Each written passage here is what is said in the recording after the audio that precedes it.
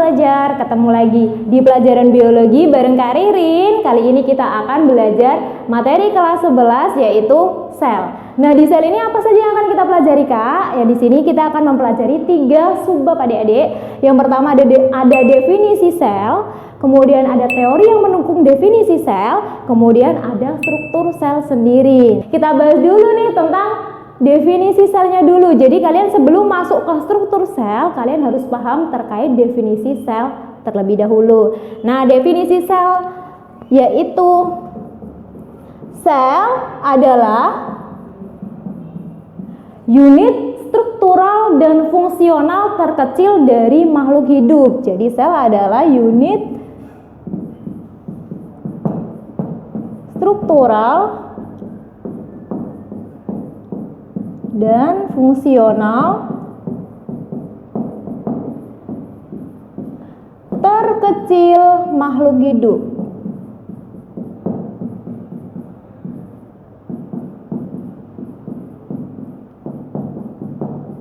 Nah, maksudnya gimana, Kak? Unit struktural dan fungsional yaitu kalau unit struktural itu unit dilihat dari strukturnya atau ukurannya dia kecil, makanya dia adalah unit struktural terkecil. Sedangkan kalau dilihat dari fungsionalnya, sel itu terdiri atas beberapa organ, apalagi dia punya yang namanya inti. Inti itu dia sangat fungsional sekali adik-adik. Digunakan untuk apa? Untuk mengatur kinerja atau aktivitas sel, seperti itu.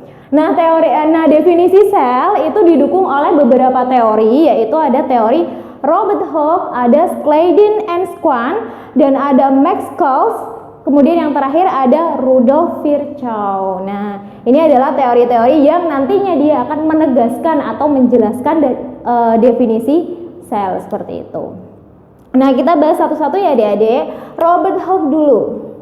Nah, yang pertama ada Robert Hooke. Robert Hooke ini dia melakukan suatu pengamatan atau eksperimen pada sayatan gabus. Nah, dia menemukan adanya ruang-ruang kosong yang dilapisi oleh dinding sel. Makanya si Robert Hooke ini menyimpulkan dari eksperimennya bahwa ruang-ruang kosong itu disebut atau dikenal dengan selulae atau sel, seperti itu.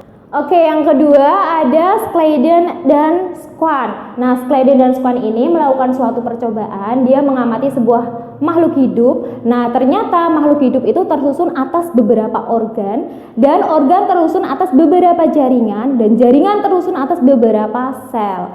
Nah, karena dia menyimpulkan seperti itu, maka Schleiden dan Swan itu menyebutkan bahwa sel adalah unit struktural terkecil kehidupan. Seperti itu adik-adik. Oke, yang ketiga ada Max Kaus. Nah, Max Kaus ini dia mengamati bahwa di dalam sel itu terdapat yang namanya protoplasma, dan di dalam protoplasma itu terdapat adanya nukleus. Sedangkan nukleus sendiri berfungsi sebagai pengendali suatu sel. Nah, jadi kesimpulan dari Max adalah dalam percobaannya sel merupakan unit fungsional terkecil kehidupan, seperti itu. Nah, selanjutnya ada Rudolf Virchow. Rudolf Virchow ini dia menyebutkan bahwa sel berasal dari sel lain. Gimana sih, Kak? Kok sel berasal dari sel lain? Nah, jadi seperti ini adik-adik. Jadi diibaratkan satu sel membelah jadi 2 sel. Nah, jadi dua sel ini dia akan membelah jadi 4 sel. Nah, sel-sel baru ini dia adalah pembelahan dari sel yang sudah lama atau yang sebelumnya, seperti itu. Makanya dia menyimpulkan bahwasanya sel berasal dari sel sebelumnya, seperti itu. Oke, yang ketiga adik-adik atau yang selanjutnya ada struktur sel. Nah, struktur sel ini dia meliputi ada membran sel dan sitoplasma. Membran sel ini nanti kita akan bahas lebih dalam lagi. Yang sitoplasmanya ini terdiri atas 2, yaitu nukleus dan organel sel. Organel selnya ada banyak deh, ada mitokondria, kloroplast, RT atau retikulum endoplasma, badan Golgi, ribosom, lisosom, sentriol, dan vakuola. Oke, kita bahas dulu yang membran sel. Nah, membran sel ini dia memiliki struktur yang namanya struktur lipoprotein. Nah, dia memiliki struktur lipoprotein. Lipoprotein ini terdiri atas 2 kata, yaitu lipo dan protein. Berarti terdiri atas lipo dan protein. protein. Lipo sendiri apa Kak? Lipo adalah lipid dan fosfat. Nah, jadi dia membran sel itu terdiri atau strukturnya ada lipid, fosfat, dan protein. Nah, ini dia bagian atau bagian-bagian dari membran sel. Kita akan bahas satu persatu adik-adik. Nah, yang pertama dia tersusun atas yang namanya fosfat. Ini yang bulat-bulat ini fosfat. Fosfat. Nah, sedangkan yang di bawahnya bulatan ini adalah lipid. Nah, membran sel itu memiliki fosfat dan lipid ada dua di bagian atas dan bagian bawah. Maka membran sel juga bisa disebut dengan fosfolipid bilayer. Fosfolipid bilayer. Nah, karena dia memiliki dua lapisan fosfat dan lipid. Nah, kemudian ada lagi. Tadi kan dikatakan ada proteinnya. Proteinnya di mana Kak? Ini ada dua protein, 1 dan 2. Nah, protein yang pertama adalah protein yang dari fosfat ke fosfat lagi. Nah, ini namanya protein integral.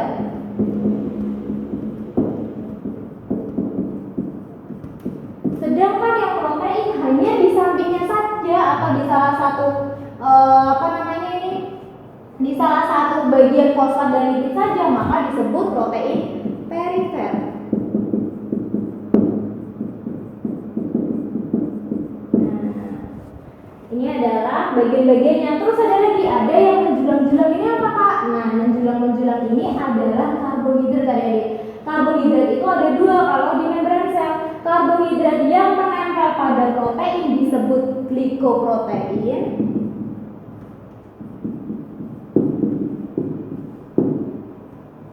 Yang menempel pada fosfat dia dinamakan glikolipid.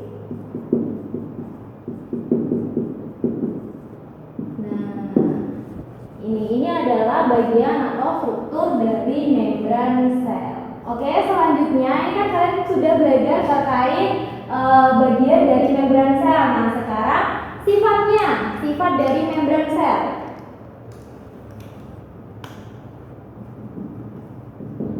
Sifat membran sel. Karena di membran sel dia terdiri atas fosfat dan lipid, maka sifatnya juga ada fosfat dan lipid. Fosfat. Sifat fosfat karena dia letaknya di luar, maka dia suka air. Atau biasa disebut dengan hidrofilik. Nah, kalau yang lipid itu sama dengan lemak, dia tidak suka air. Maka sifatnya hidrofobik. Nah, karena membran sel punya dua sifat ini, hidrofilik dan hidrofobik, maka sifat dari membran sel sendiri adalah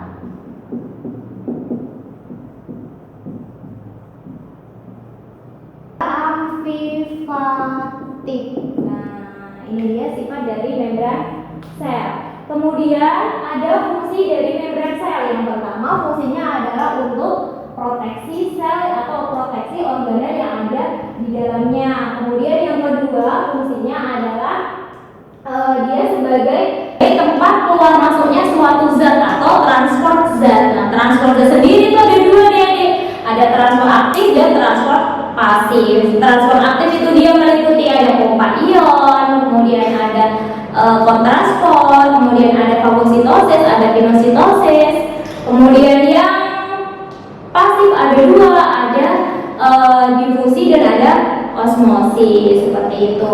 Nah, juga dia memiliki membran sel juga karena dia sifatnya adalah tempatnya transport zat, maka dia memiliki sifat yaitu selektif permeabel. Apa itu selektif permeabel? Selektif permeabel itu adalah sifat dari membran sel yang zatnya itu tidak bisa seenaknya sendiri masuk ataupun keluar, menuju ataupun keluar sel, seperti itu.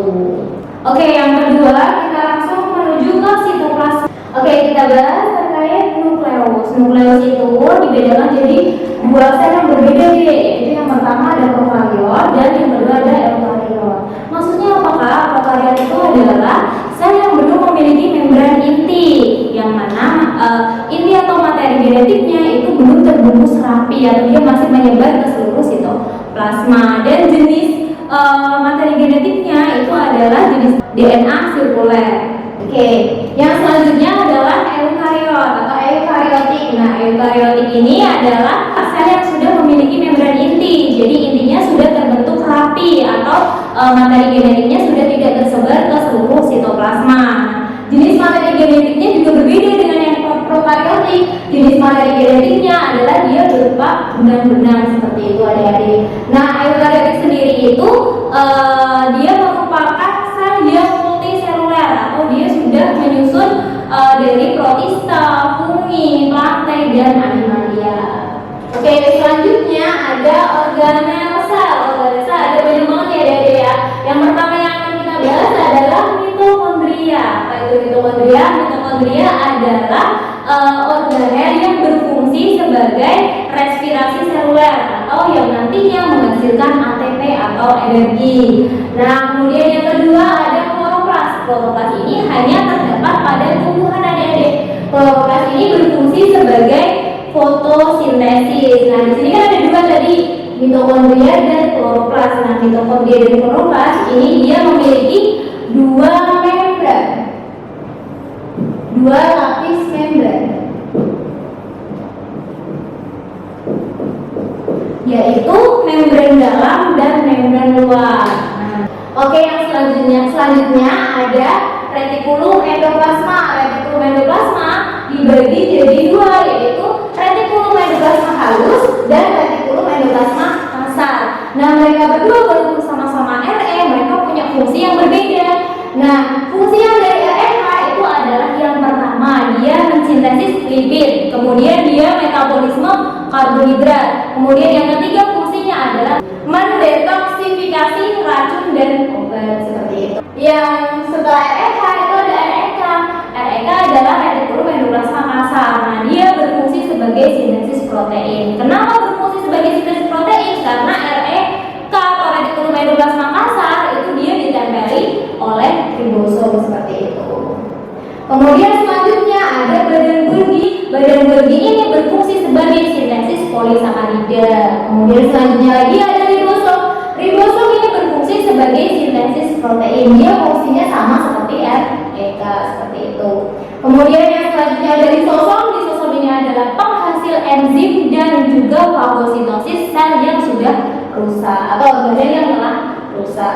Kemudian yang selanjutnya ada sentriol. Sentriol ini khusus untuk pembelahan sel adik-adik. Jadi sentriol ini khusus, dia hanya berada pada sel hewan. Jadi dia gunanya untuk pembelahan sel seperti itu. Nah, yang terakhir ada vakuola adik-adik. Vakuola ini dia hanya terdapat pada sel tumbuhan. Nah, fungsinya sendiri yang pertama dia untuk tempat penyimpanan cadangan makanan. Kemudian dia untuk tempat metabolisme, kemudian dia juga untuk tempat perlindungan juga adik-adik. Nah, ini dia materi sel kelas 11 IPA. Nanti habis ini kita lanjut ke pembahasan soal. Oke, jadi ini kakak punya dua latihan soal terkait sel, materi sel. Yang pertama, nomor 1, membran sel terdiri atas komponen-komponen berikut kecuali. Nah, tadi Mbak sudah menjelaskan, yaitu struktur membran sel ada dia memiliki struktur yang namanya lipoprotein yang terdiri atas lipid, fosfat, dan protein. Oke, kita analisa satu, yaitu yang ada glikoprotein, yang B ada fosfolipid, yang C ada karbohidrat, yang D ada glikolipid, yang E ada sterol. Glikoprotein ini adalah karbohidrat yang menempel pada protein.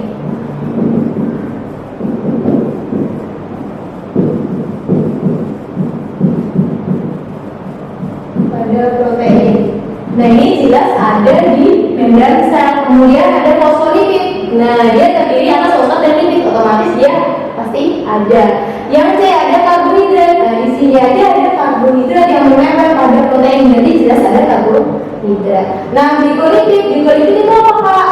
Karbohidrat yang menempel pada fosfat.